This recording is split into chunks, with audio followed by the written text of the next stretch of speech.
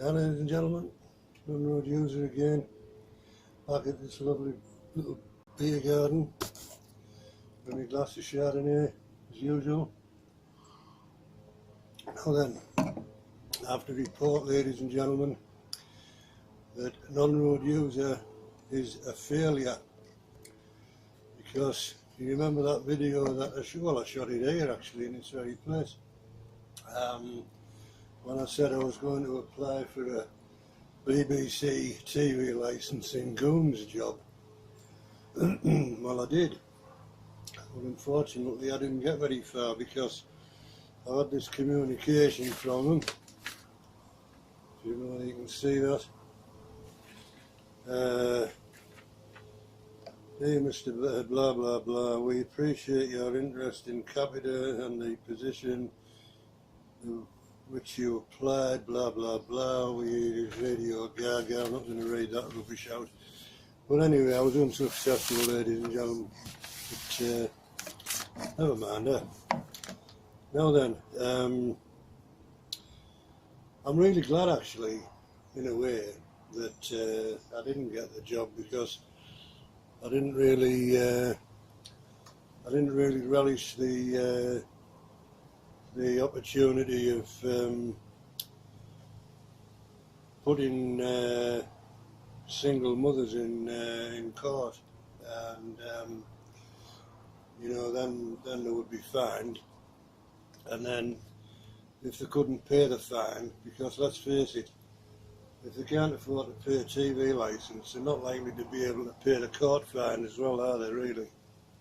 So if they don't pay the court fine, of course they get sent to jail. Now that got me thinking, because a lot of these women are single mothers, so obviously there's no dad around. So when the man's been sent to jail for non-payment of the court fine for this TV licence rubbish, what happens to the kids? Where do they go? Do they get taken into care, or are they fostered out to somebody for the period of time that the mum's in prison? Must be pretty rough on the kids, because that has nothing to do with them. Why should they suffer? Anyway, so I'm really glad that I'm not going to be any part of that shenanigans. Of course, all of that could be avoided if the BBC was forced to encrypt their TV signals. You know, we've had this technology for quite a number of years now. When did Sky introduce it? It was in the 90s, wasn't it? 1990s. And here we are, 2017, and the BBC is still buggering about with prosecuting people for not having a TV licence. And here's another thing. Why is it that the BBC are allowed to leech off commercial broadcasters like ITV and Channel 5 and all the Sky channels, you know, Sky 1, Sky Sports, Sky Movies, Sky whatever, right? Sky Atlantic, as an example. Why are they allowed to leech off other broadcasters? You know, if I went to a newsagent and said that for the sake of argument I wanted to buy the Daily Mail or the Sun or the Express, or all three in fact, they wouldn't say to me, "Ah yes sir, no problem, but you've got to buy the Guardian first." Right? What's that about? You know, this wouldn't happen. So why is it that people have to fund the BBC through a TV licence before they can watch any commercial channels which aren't funded by the licence fee? They're funded through advertisements. Why? Very strange, it's always baffled me, that one. I really don't understand that at all. Of course, this is where we get to the real truth of the matter, ladies and gentlemen. The BBC would have to book their ideas up, wouldn't they? If they were like left on their own, so to speak. Say the law was changed tomorrow and people could watch any TV channel except the BBC TV channels, right? So you could watch ITV, Channel 4, Channel 5, Sky, etc. Right? As long as it's not BBC, you could watch it, even if you didn't have a TV license. Imagine if that law was implemented tomorrow, right? The BBC would have a panic attack, big style, right?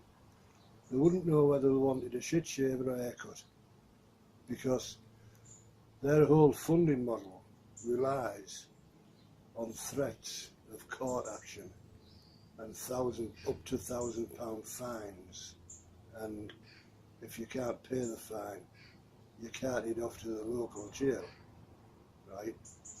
That is the whole premise of their funding model. And they claim to be the world's best broadcaster, ladies and gentlemen. Just absolutely laughable. Absolutely laughable. I don't know how they get away with it. Well, I can understand it possibly in at the outset, you know, back in the 1940s or whatever it was, or whenever it was, I should say. I could understand it then, I suppose, because back then there was only like one service, and that was the BBC, and then ITV came along in 1950 or longer something, and changed the game a little bit. And fast forward to today, 2017, and we're still buggering about with this decades old bloody licence fee, and it's just totally ridiculous, ladies and gentlemen, in the 21st century. Absolutely unbelievable. And the BBC, of course, are loath to let it go, because it's a guaranteed gravy train for them. You know, they don't really have to work that hard for the money, you know. They just put on any old garbage, and they're still raking in, what is it, nearly $4 billion a year from the licence fee, something like that. Virtually guaranteed money, you know. It's nice work if you can get it, ladies and gentlemen, but you know, come on. Like I say, I come back to the newspaper analogy. What would you say if you went into the news agents tomorrow morning and said, I'd like to buy the Daily Mail, please? And they said, "You certainly, sir, but you've got to buy the Guardian as well," right? You'd be like, what? You know? And that's the exact same thing, ladies and gentlemen. It's the exact same thing I'm talking about. Anyway, there we go. I've had my little rant. Well, how long have I been babbling on for this time? 8 minutes or something. So I'll end it there. I don't want to bore you, because I usually do. So, right, thanks for watching. Don't forget to subscribe. Click the like button, click the dislike button if you want, leave a comment if you can, and I'll catch you all next time. Cheers, ladies and gentlemen. Bye now.